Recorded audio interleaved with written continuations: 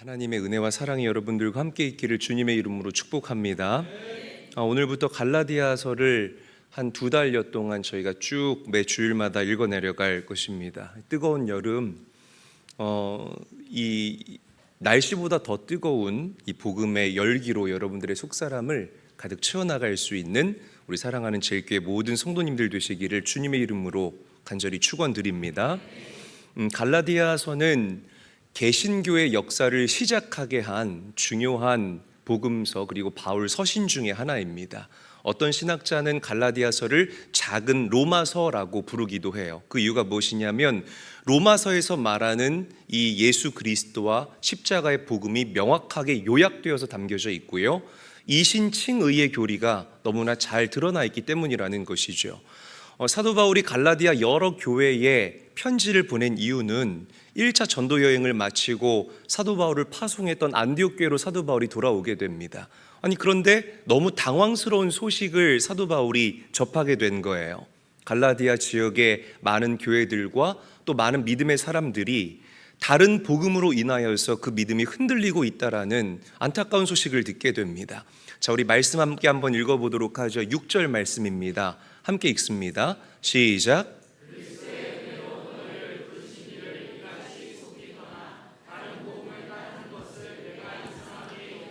자, 갈라디아 지역 성도들을 혼란에 빠뜨렸던 이 다른 복음이 과연 무엇이었을까? 사실 여러분, 이 다른 복음이라는 이 질문 자체가요, 말이 되지 않는 질문입니다. 결혼 생활 잘하고 있는 한 남자나 여자에게 당신의 또 다른 남편 어디 있습니까? 또 다른 아내는 어디 있습니까? 이렇게 질문하는 거랑 똑같은 것이라는 거죠. 그러니까 다른 복음이라는 것은 복음이 아닌 가짜, 달을 이 끝단, 이단적인 복음, 사이비 복음을 얘기를 하는 것이에요. 그래서 이 소식을 들은 사도 바울이 너무 화가 나서 아주 단호한 목소리로 화를 내면서 이야기를 합니다. 다른 복음은 없다. 다른 복음을 전하면 우리가 화를 입을 것이다. 할렐루야. 그러니까 왜 사도 바울이 이렇게 강하고 단호하게 이야기를 하느냐? 복음은 둘이 아니라 하나이기 때문임을 믿으시기를 바랍니다. 우리를 구원하기 위해서 하나님이 이 땅에 보내신 구원자는 오직 예수 그리스도 한 분이시기 때문이라는 것이죠. 여러분, 이 진리를 믿으십니까? 다른 이름으로 구원받을 만한 어떤 이름도 하나님께서는 저와 여러분들에게 주시지 않았다라고 성경은 분명하게 증거합니다. 여러분, 성경이 말하는 복음은 분명해요. 모든 사람은 죄인이다. 그리고 인간은 이 죄의 문제를 스스로 해결할 수가 없다. 스스로 구원받을 수 없는 존재가 바로 우리 인간이다. 그래서 우리 인간을 너무 사랑하신 하나님께서 당신의 외아들 예수 그리스도를 이 땅에 보내주셨고, 우리를 대신해서 죽게 하셨고 다시 부활하게 하셨다. 누구든지 이 예수 그리스도를 믿고 이 예수 그리스도를 나의 구주로 시인하고 영접하는 자는 어둠에서 빛으로 옮겨지게 되고 하나님의 자녀가 되고 하나님께 의롭다라고 인정받을 수 있다. 할렐루야. 우리가 믿는 복음이라는 것입니다. 이 사도 바울이 처음에 갈라디아 지역에 갔을 때에 복음을 전하기 이전에 그 갈라디아 지역의 갈라디아 지역 사람들은요, 우상과 미신에 굉장히 많이 빠져 살았습니다. 그러다가 사도 바울이 전하는 이 복음을 접하고 나서 예수 그리스도를 받아들이게 됐다라는 거죠. 그런데 그들이 복음을 듣자마자 예수 그리스도를 100% 온전하게 받아들인 게 아니에요. 우상과 예수님 사이에서 그들이 아슬아슬하게 줄타기를 하고 있었고, 또 세상과 예수님 사이에서, 그러니까 요즘 우리가 나누었던 이 말씀의 표현으로 하자면 애매한 경계 지역에 걸쳐서 그들이 신앙생활을 했다라고 이해하시면 될 것 같습니다. 그러니까 이 모습을 본 유대인들이 이 갈라디아 지역의 성도들을 꼬집기 시작했어요. 야, 믿으면 다냐? 착하게 살아야지. 야, 믿는다고 구원받는 게 아니야. 너희들이 율법을 따라야 돼. 그리고 너희가 정말 하나님의 자녀라는 그 증거가 어디에서 나오느냐? 할례에서 나오는 거야. 자꾸만 이상한 말로 이 초신자들의 마음을 뒤집어 엎어놓기 시작했다라는 거죠. 여러분, 이 나이 드신 분들일수록, 우리 나이 드신 어르신들 죄송합니다. 나이 드신 분들일수록 이렇게 뭔가 도전적이고 뭔가 개혁적인 것들을 굉장히 싫어하십니다. 옛것이 좋은 것이요 하면서 이렇게 좀 현실에 안주하기를 원하고요. 이 회전되는 걸 굉장히 좀 부담스러워해요. 그러니까 여러분, 제가 피곤한 목사인 거예요. 우리 나이 드신 분들한테는. 우리 서울에 보면 우리 선배님들 교회 중에 역사가 한 50년 이상 된 교회들이 있어요. 오래된 교회들이죠. 이런 교회는 담임 목사가 뭘 하면 안 됩니다. 목사는 그냥 딱 설교만 하면 끝인 거예요. 목사님 완전 좋은데요. 여러분 그렇게 생각하잖아요. 저 같은 사람은 그런 교회 가면 6개월도 못 견딥니다. 그냥 뛰쳐나오게 되어져 있어요. 전도도 하면 안 되고요. 그냥 목사는 가운 입고 하나님의 은혜가 여러분들과 함께 있기를 원합니다. 이런 톤으로 말씀만 그냥 전하면 끝이에요. 절대 저는 잊지 못하죠. 선교적 교회, 비전 선교사, 선교를 계획할 수도 없고 뭔가 새로운 시와 찬미가 있는 예배하면 다음날 제 책상 없어질걸요. 정말 그럴 겁니다, 여러분. 그러니까 이게 오래된 교회들의 특징이라는 거죠. 그러니까 이 사람들 마음 가운데 내가 익숙한 것이 더 편하다라고 생각하는 그런 경향이 있다라는 거예요. 유대인들이 그랬습니다. 우리는 수백 년 동안 이 율법을 지켜온 하나님의 선민이다. 우리는 할례 받은 하나님의 택함을 받은 백성이다. 너희들도 우리와 같이 해야 된다. 그래서 갈라디아 지역 성도들이 막 흔들리기 시작했다라는 겁니다. 그러나 여러분, 율법은 복음이 아니에요. 율법으로 우리가 구원받는 게 아닙니다. 동의하시면 아멘 하십시다. 율법으로 구원받는 게 아니고 할례 받아야만 우리가 하나님의 아들, 딸이 되는 게 아니라는 거예요. 명확하게 하셔야 됩니다. 율법이 우리 구원의 조건이라면 여기 구원받을 만한 사람 단 한 명도 없습니다. 이 목사부터 포함해서 장로님, 권사님, 집사님, 율법의 잣대로 여러분들 되잖아요. 매일같이 우리는 죽어 마땅한 죄인임에 틀림이 없다라는 거죠. 율법이 구원하는 게 아니에요. 할례가 여러분들을 하나님의 자녀라고 대변하는 그 징표가 아니라는 것입니다. 오직 예수 그리스도와 그분의 십자가만이 우리를 구원할 수 있고 하나님의 자녀 삼을 수 있는 구원의 장치라는 사실을 믿으시기를 바랍니다. 갈라디아서는 이 복음을 외치고 있다라는 거예요. 법을 잘 지켜야 돼. 착하게 살아야 돼. 물론 우리 그리스도인들이요, 그렇게 살아야 됩니다. 우리가 이 세상에 나아가서 아멘 이후에 정말 그리스도인답게 살아가는 것, 내가 한 국가의 시민으로서의 의무를 다하는 것, 내가 가정의 가장으로서 또 엄마로서 아빠로서 그 역할과 책임과 의무를 다하는 것, 이것이 우리 그리스도인들이 세상에 나아가서 행해야 할 선교적 삶의 모습이에요. 할렐루야. 그런데 착하게 사는 것과 법 지키는 것이 여러분들 구원하는 것이 아니라는 거예요. 믿으십니까? 착하게 산다고 구원받는 것 아니고 법 따박따박 잘 지킨다고 해서 우리가 천국 가는 게 아니라는 겁니다. 죄사함은 오직 하나님의 은혜이고 구원은 믿는 자에게 값없이 주시는 하나님의 선물이라는 사실을 믿으시기를 바랍니다. 그래서 복음, 유앙겔리온, 기쁜 소식이라는 거예요. 한번 저를 따라합니다. 복음은 기쁜 소식입니다. 옆 사람 이렇게 바라보시면서 이렇게 눈을 강제로 좀 손으로 팍 열어주시면서 복음은 기쁜 소식입니다. 좀 인사 좀 하세요. 네, 그래요. 복음은 기쁜 소식입니다. 주여. 네. 지금 제일 졸릴 시간입니다. 맞습니다, 여러분. 더운데 교회 여기저기서 헌신하고 봉사한 우리 성도님들 얼마나 귀해요. 그래도 또 여기 나와서 앉아 계신 여러분들을 축복합니다. 십자가에 달리신 예수를 믿어야만 구원받는다는 것, 이것 외에 다른 복음은 절대로 존재할 수 없다. 여러분, 복음의 영역에서는 단호한 성도님들이 될 수 있기를 우리 구주 예수님의 이름으로 간절히 축원합니다. 다시 한번 옆 사람 축복합니다. 예수 그리스도와 그분의 십자가만이 당신을 구원할 수 있습니다. 인사하겠습니다. 자, 사도 바울이 또 불같이 화를 낸 또 다른 이유는 이 다른 복음들이 성도들을 교란하고 미혹했기 때문에 그렇다는 거죠. 그래서 교회를 무너뜨리고 교회의 질서를 막 어지럽혔기 때문이라는 겁니다. 7절 말씀 함께 한번 읽어보도록 하죠. 한 목소리로 읽습니다. 시작.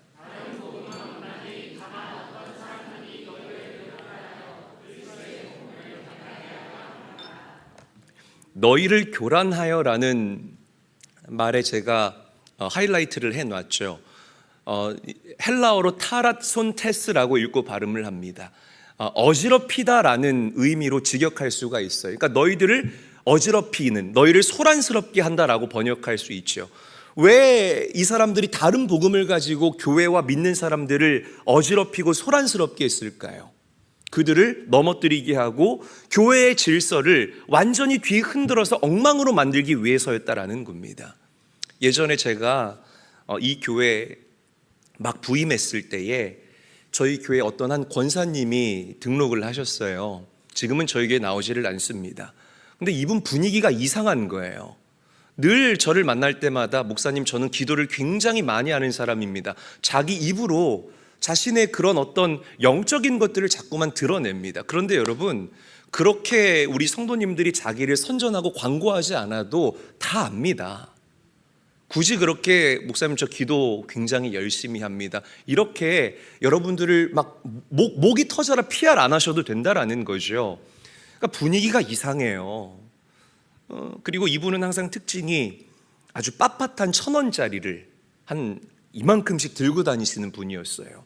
날 좀 주지, 난 주지도 않으면서 맨날 이렇게 보이면서 다녀요, 1,000원짜리를. 또 그런 눈으로 쳐다보지 마시기를 바랍니다. 이분 집에 신방을 갔는데 70평짜리 아주 큰 집에 이분하고 남편하고 둘이 사는 겁니다. 그런데 70평짜리 집을 좀 그래도 뭐 가구도 들여놓고 그렇게 해놓고 살아야 되잖아요. 거실에 아무것도 없는 거예요. 저는 거실에 아무것도 없는 70평짜리 아파트가 그렇게 넓은지 그때 처음 알았습니다. 정말 아무것도 없어요. 그러니까 휑합니다. 그리고 이분이 내가 기도하는 방이라고 해서 이제 방으로 저를 데려가서 이렇게 봤더니 온통 그 방에 성막에 관련된 그림과 책으로 가득한 거예요. 제가 또 이 스캔의 달인 아닙니까? 싹 스캔을 했는데 온통 성막에 관한 거예요. 야, 이것도 이상하다. 너무 한쪽으로 치우쳐져 있잖아요. 이상하다. 또 영적으로 뭔가 이상하다라는 생각을 제가 하고 있었어요. 그런데 이분을 제자 훈련하는 중에 이분의 그런 어떤 이단성이 튀어나오기 시작했습니다. 이분의 집이 넓었던 이유가 뭐냐면, 그리고 이분이 1,000원짜리를 묶음으로 가지고 다녔던 이유가 뭐냐면, 이분 집에서 항상 예배를 드렸던 거예요. 누구를 불러놓고? 목사들을 불러다 놓고. 그러니까 목사들 중에서 이 과정과 자격을 제대로 거치지 않고 목사가 되는 사람들이 있습니다. 1년 하고 목사 안수 받는 그런 데 많잖아요. 그러니까 저는 여러분 단호하게 또 말씀드리지만 과정과 자격을 거치지 않고 목사가 된 사람들을 저는 부정합니다. 절대로 올바른 신학과 올바른 영성을 가지고 교회와 성도들을 리드할 수가 없다라는 거죠. 그러니까 그런 사람들이 개척했는데 교회가 될 리가 있습니까? 그러니까 이제 그렇게 심신이 미약한 사람들을 모아다 놓고 예배를 드리는 거예요. 그리고 당신네 집에서 예배를 드리면 나갈 때 5,000원씩을 줍니다. 빳빳한 돈으로.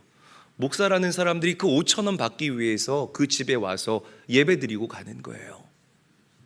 놀라지도 않네요. 네. 제가 너무 깜짝 놀랐어요. 근데 더 놀라운 것이 뭐냐면, 이제 그 가정에서 우리 교회 권사님들이 속회 예배를 드리는데 그분이 우리 권사님들한테 이렇게 얘기하는 거예요. 어머, 이리 와보시라고. 이 암흑의 권사님, 이리 와보시라고.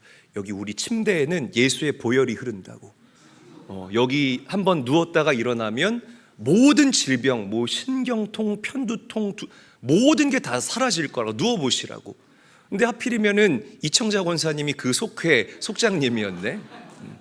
저분이 거기에 넘어갈 리가 있냐고요. 바로 저한테 보고가 들어왔어요. 그래서 제가 그분을 불러다가 놓고 면담을 했죠. 도대체 왜 그렇게 하시느냐? 어떤 자격과 어떤 영적인 특권과 권위를 가지고 주의 종들을 모아놓고 예배를 드리시냐? 이렇게 얘기를 하는데 제가 그러니까 여러분, 이 대화라는 것은 이 두 가지 방법이 있습니다. 나는 당신과 대화를 하고 싶습니다의 대화가 있고요. 모든 걸 다 오픈하고 하는 대화가 있고요. 사전 차단하고 이제 싸우자는 대화의 방식이 있다라는 거. 저는 후자였어요. 그 당시엔 정말 칼 같았습니다. 그래서 아예 그냥 딱 싸우자는 식으로 해서 막 이렇게 대화를 주고받으니까 이분이 마음이 상한 거예요. 그리고 그날로 이제 교회를 떠나버리셨습니다. 저는 지금도 잘했다고 생각을 해요. 만약에 이분이 타라손테스, 다른 복음을 가지고, 다른 복음도 아닙니다, 너무 한쪽으로 치우쳐진 그런 것들을 가지고 여러분들을 소란스럽게 했다면, 교회의 질서를 무너뜨렸다면, 그것을 다시 주워 담고 다시 새롭게 재건하는데 굉장히 많은 에너지와 굉장히 많은 기도가 필요했을 거라고 저는 생각을 한다라는 거죠. 악한 마귀가요, 유대인들을 이용해서 이 갈라디아 지역의 교회와 성도들을 이렇게 미혹했다라는 거예요. 특히 이 사람들은 사도 바울의 약점을 파고들었습니다. 우리가 잘 알다시피 사도 바울은 두 가지의 약점이 있었죠. 먼저는 그의 사도권, 그리고 두 번째는 이 사도 바울의 과거의 문제 아니었습니까? 그 당시에 이 사도는요, 예수님과 페이스 투 페이스, 이 얼굴을 맞대고 예수님께 직접 가르침을 받은 사람만이 이 사도의 직분을, 그리고 사도의 칭호를 얻을 수가 있었다는 거예요. 그런데 바울은 예수님과 페이스 투 페이스, 얼굴을 맞대고 예수님의 직접 예수님을 따라다녔던 그런 제자가 아니었습니다. 그리고 사도 바울은 옛날에 그 과거에 예수를 알기 이전에 스데반 집사를 돌로 쳐서 죽이는데 가장 앞장섰던, 정말 극악무도한 사형수였다라는 거죠. 자, 이에 대해서 사도 바울이 솔직하게 이야기를 합니다. 그래, 나 예수님에게 솔직하게 예수님께 직접적으로 복음을 전수받지 않았다. 어떤 사람이나 단체가 나를 세운 것이 아니라 예수님과 하나님께서 나를 직접 사도로 임명하셨다. 눈에 보이지는 않지만 내 사도 임명장에는 예수님의 도장과 하나님의 사인이 찍혀 있고 날인되어져 있다. 사도 바울이 이렇게 주장했다라는 겁니다. 그리고 사도 바울이요, 내가 과거에 그렇게 극악무도한 죄인이었다라는 사실을 감추지 않고 그대로 인정을 합니다. 그러면서 이렇게 얘기를 하죠. 자격 없는 나를 복음의 전달자로 세우신 것, 자격 없는 나에게 사도의 직분을 주셔서 이렇게 복음을 힘있게 외치게 한 것, 이것은 전적인 하나님의 은혜입니다. 할렐루야. 여러분, 바울의 이런 태도를 배울 수 있게 되시기를 우리 구주 예수님의 이름으로 간절히 축원합니다. 세상 어디에도 완전한 교회 없어요. 여러분들이 이 사실을 인정해야 돼요. 이것 때문에 이게 교회가 싫고 저것 때문에 교회가 싫고 그렇게 하실 필요가 없다라는 것입니다. 여러분, 세상에 완전한 목사 단 한 명도 존재하지 않습니다. 성도도 마찬가지요. 세상에 내 마음과 같은 성도 단 한 명도 없다라는 거죠. 다 우리는 부족하고 다 조금씩의 연약함이 있다라는 거예요. 그럼에도 불구하고 연약한 우리들이 모여서 하나님 나라의 확장을 위해서 이렇게 다름질할 수 있는 일체의 비결은 우리에게 은혜를 베푸시는 하나님의 은혜 때문이라는 사실을 믿으시기를 바랍니다. 할렐루야. 날마다 하나님께 감사할 수 있어야 된다라는 거예요. 여러분, 받은 이 은혜를 드러내며 살아가시기를 간절히 축원합니다. 하나님께 받은 사랑을 뿜어내고 발휘하면서 살아갈 수 있는 사랑의 사도들이 다 될 수 있기를 우리 구주 예수님의 이름으로 간절히 축원합니다. 우리가 중세시대를 가리켜서 암흑시대라고 이야기를 합니다. 다크에이지라고 우리가 표현을 하죠. 14세기부터 16세기까지 유럽은 그야말로 영적인 이 흑암의 터널을 지내야만 하는 굉장히 어두운 그런 시대를 보내야만 했습니다. 교회가 굉장히 타락했어요. 그래서 교황청은 아주 막 더러운 권력 투쟁의 장이 되었고요. 로마의 교황들은 이 성직을 매매했습니다. 돈을 받고 아무에게나 너 그래? 너 내 조수가 되라. 이런 식으로 아무에게나 돈을 받고 성직을 팔아 넘겼다라는 거죠. 특히 이 성 베드로 성당을 짓기 위해서 막대한 건축 자금이 필요했는데 이 자금을 조달하기 위해서 교회가 어떤 짓을 했냐면, 다시 얘기합니다. 어떤 짓을 했냐면 교회가요, 면죄부를 팔아요. 이것만 있으면 당신들 천국 갑니다. 이 교회가 할 짓이냐고요. 생각을 해보세요. 특히 면죄부도 이렇게 좀 영업하는 사람이 있었어요. 아까 조혜련 집사님 오셔서 자기는 영업하는 사람이라 그랬잖아요. 이게 영업하는데 정말 탁월한 역량을 발휘했던 존 태첼이라는 사람이요, 뭐라고 얘기를 했냐면, 당신들이 이 면죄부를 사기 위해서 내는 금화가 이 헌금한 바구니에 닿는 순간 당신들의 영혼은 연옥에서 스프링처럼 튀어올라 천국으로 갈 것입니다. 여러분 표정은 에이 그걸 누가 믿어, 이제 이런 표정이잖아요.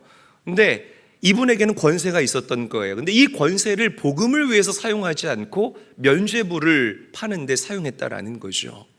특히 이 중세 시대를 암흑의 시대, 다크 에이지라고 부르는 그 이유 중에 하나가 바로 교회의 복음의 상실 때문입니다.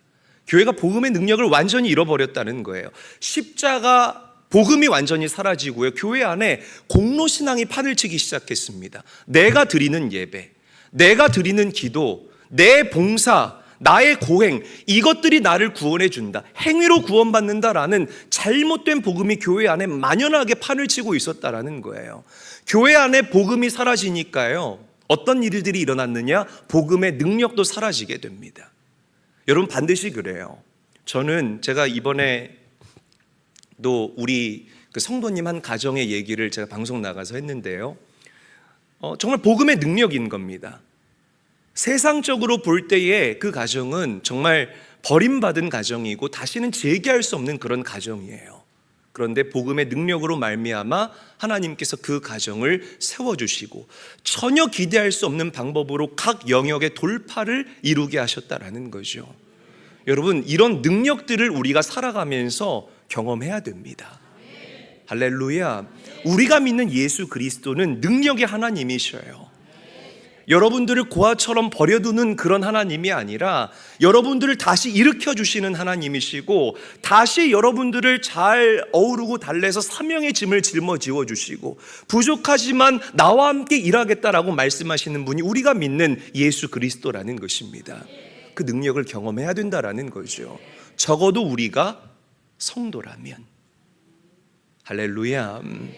한 번은 이 토마스 아퀴나스와 로마 교황이 교회 앞마당에서 대화를 나누고 있는데, 이 라테란 성당이라는 성당이 있는데요, 그 성당으로 이 보물을 가득 실은 마차가 이 마당에다가 보물을 쫄그랑하면서 풀어놓는 이제 그때의 대화를 나누고 있었대요. 로마의 교황이 토마스 아퀴나스에게 이렇게 얘기했다고 합니다. 토마스 경, 이제는 교회가 옛날처럼 은과 금은 없다라고 말하는 것은 다 옛날 일이 되어버리고 말았다네. 이게 무슨 말이에요? 교회가 이제 부유하게 됐다라는 거예요. 그때 토마스 아퀴나스가 이렇게 얘기했다고 합니다.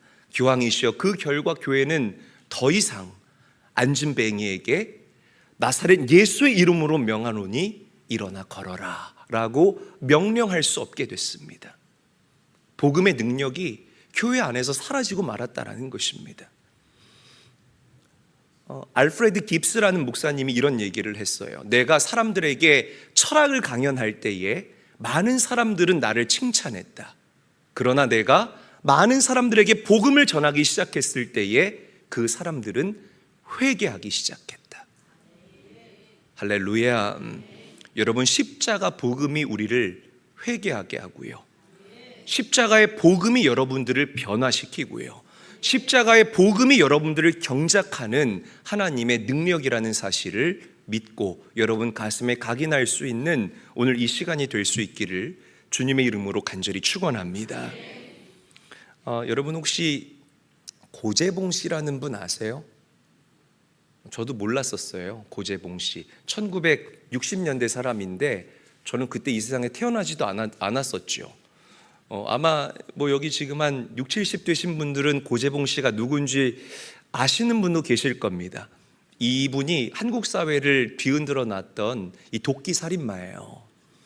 그러니까 도끼로 한 가정을 다 무참히 찍어서 죽인 사람인데, 왜 죽였냐면 이 사람이 라디오를 훔쳤거든요. 그런데 라디오 훔쳤다고 경찰에 신고해서 본인이 감옥에 가게 됐다고 원한을 품어서 도끼 가지고 한 일가족을 다 이렇게 찍어서 죽인 사람이에요. 그래서 사형수가 돼서 이제 감옥에 들어가게 됐는데, 얼마나 이 고재봉 씨가 독한지, 그리고 얼마나 성격이 포악한지 모든 죄수들도 다 피하고, 그리고 간수들조차 이 고재봉 씨를 피했다고 합니다. 그런데 어느 날 한 죄수가 고재봉 씨에게 성경책을 건네면서 이렇게 얘기를 했대요. 이 성경책 좀 읽어보시라고. 내가 이 말씀을 읽다가 나를 찾아오신 예수님을 만나서 구원받게 됐다고. 그래서 고재봉 씨가 이 성경책을 가지고 독방 생활을 했는데, 이분이요, 독방에서 한 구절 한 구절 성경을 읽기 시작하는 거예요. 그런데 읽다가 말씀 가운데 나를 찾아오시는 예수님을 인격적으로 만나게 됐어요. 그리고 고재봉 씨 안에 들어오신 그 성령 하나님의 강력한 촉구로 말미암아 정말 몇 날 며칠을 눈물로 자신이 그동안 지었던 죄를 토하고 또 토로하고 회개하는 그런 기가 막힌 삶의 변화를 경험하게 되었습니다. 그리고 나서 이분이 완전히 바뀐 거예요. 그 도끼가 다 사라지게 되고 인자하고 온화한 성품을 가진 정말 성자 같은, 말 그대로 예수님을 닮은 성품으로 변화되기 시작했습니다. 이전에 이 고재봉이 어떤 사람인 줄 죄수들이 다 알잖아요. 그런데 너무나 180도, 아니 540도 변해버린 이 사람을 보고요, 2,000명의 죄수 중에 1,800명이 예수님을 믿게 됐다라는, 할렐루야. 그러니까 이게 선교적 삶인 거죠, 여러분. 삶으로 예수님의 살아계심을 증명하는, 그래서 이 감옥 전체가 다 기독교화되는 기가 막힌 변화가 일어나게 됐어요. 드디어 이제 사형을 집행하는 날, 목사님이 와서 기도를 하는데 목이 메서 기도가 안 나오는 거예요. 목사님이 기도하다가 울어요. 그래서 고재봉 씨가 그 기도를 이어받아서 이제 당신이 기도하기 시작했습니다. 하나님, 아직도 감옥에 있는 이 200여 명의 죄수들이 구원받지 못했습니다. 나 같은 죄인 찾아오신 하나님, 그들에게도 찾아가 주셔서 그들 만나 주시고 그들의 영혼을 구원하여 주시옵소서. 하나님, 어쩔 수 없이 사형을 집행하는 이 사수를 주님께서 용서하여 주시고, 마지막으로 하나님, 제가 육신의 몸을 입고 있을 이 때에 예수 그리스도를 내 인생의 구원자로 믿고 영접하여서 하나님의 온전한 자녀로 빚어주심에 감사합니다. 예수님의 이름으로 기도합니다. 아멘. 그렇게 기도하고 그렇게 사형을 당했다고 합니다. 여러분, 이게 복음의 능력이죠. 절대 변할 것 같지 않았던 한 사람이 말씀 가운데 찾아오신 예수 그리스도를 만나고 그의 인격 자체가 변하게 되는, 여러분, 여러분들의 인생은 어떻습니까? 여러분, 이재일 목사는요, 이 복음에 대한 확신이 누구보다 분명하고 선명합니다. 저는 예수 그리스도를 알기 이전과 그리고 예수님을 만난 이후의 삶이 너무나 극명하게 차이가 나요. 여러분, 여러분들도 저와 같습니까? 예수님과 그 십자가 복음이 정말 여러분들을 변화시키는 하나님의 능력이 맞습니까? 여러분, 복음은 나를 변화시킬 수 없는 연약한 것이 아니에요. 나를 변화시키는 하나님의 능력이. 이 고재봉 씨 보세요. 법이 고재봉 씨를 변화시켰습니까? 판사가 변화시켰습니까? 감옥이 변화시켰습니까? 그 어떤 것도 이 흉악한 살인범을 변화시킬 수 없었는데 예수 그리스도와 그분의 십자가는 이 고재봉 씨를 변화시킬 수 있었다라는 거예요. 진짜 예수를 만나야 돼요, 여러분. 할렐루야. 제가 이번 주에도 어떤 집사님하고 통화하면서 그랬어요. 집사님, 우리가 처음 만났을 때는 저도 성품이 좀 모났고 집사님도 좀 성품이 모났었는데 그래도 우리가 지금 와서 이렇게 우리의 삶을 돌아보니 우리가 참 많이 변했네요. 앞으로 더 변해갈 저의 모습도 기대하고 더 변해갈, 더 성숙해져갈 집사님의 모습도 제가 기대하겠습니다.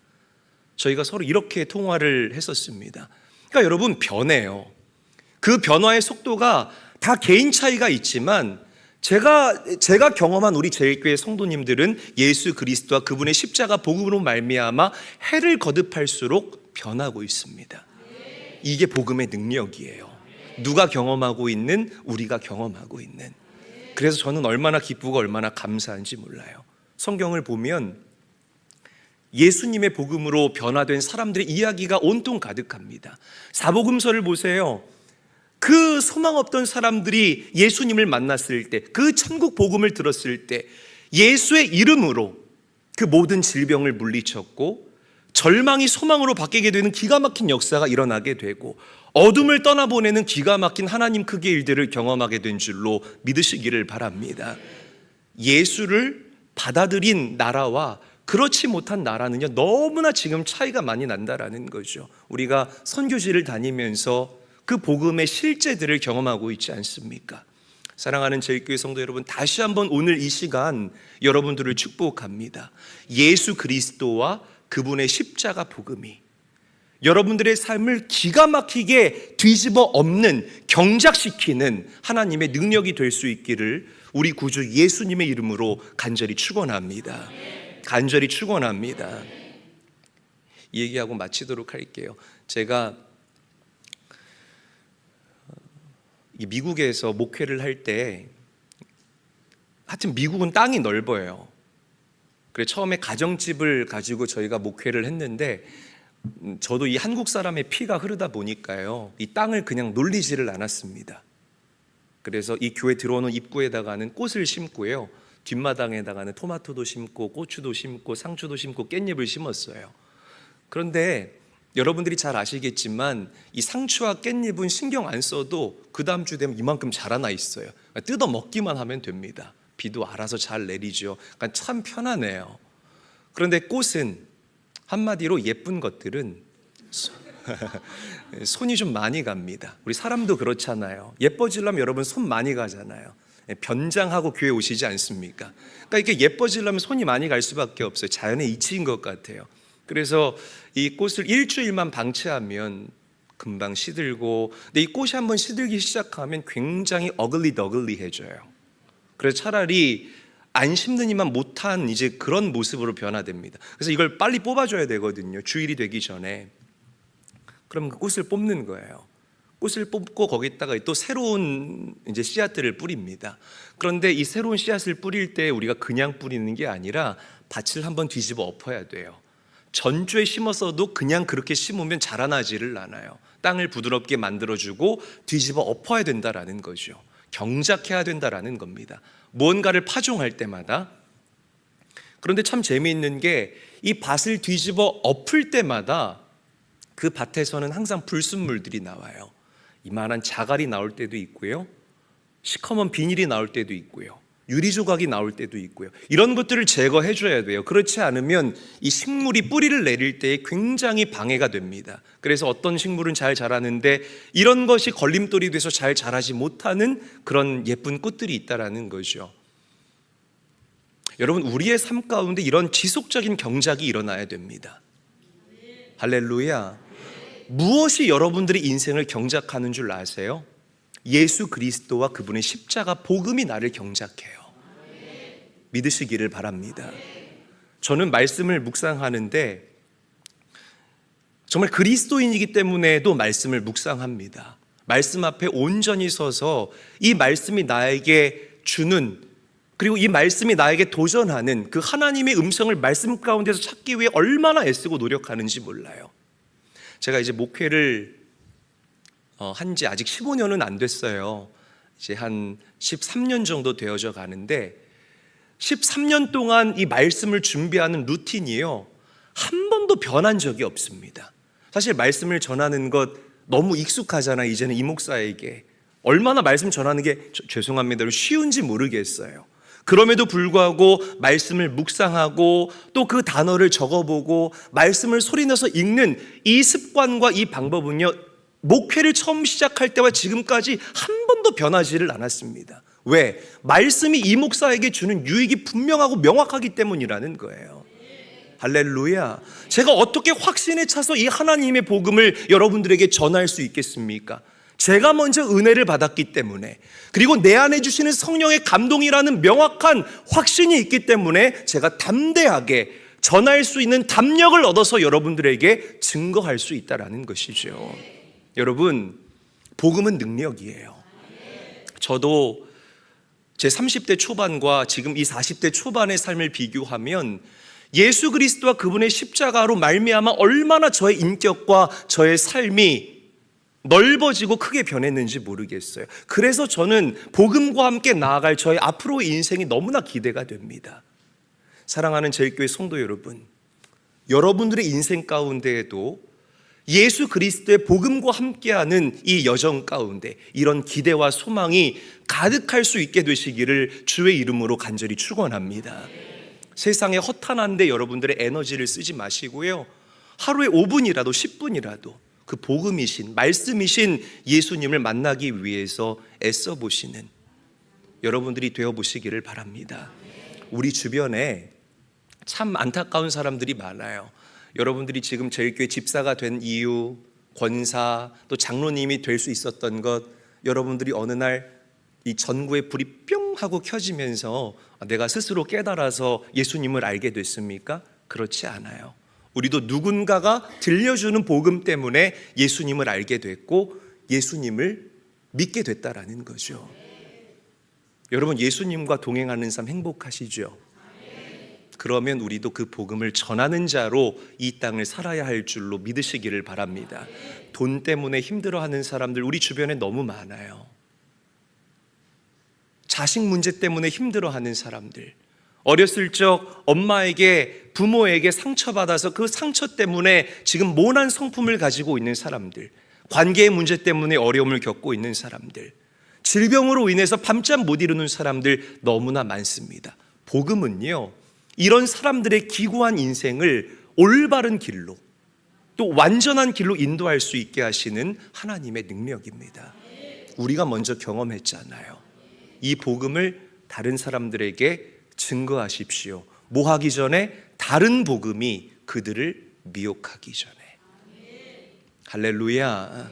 그렇게 힘써 복음을 외치고 전할 수 있는 우리 사랑하는 제일교회 모든 성도님들이 다 될 수 있기를 우리 구주 예수님의 이름으로 간절히 축원합니다.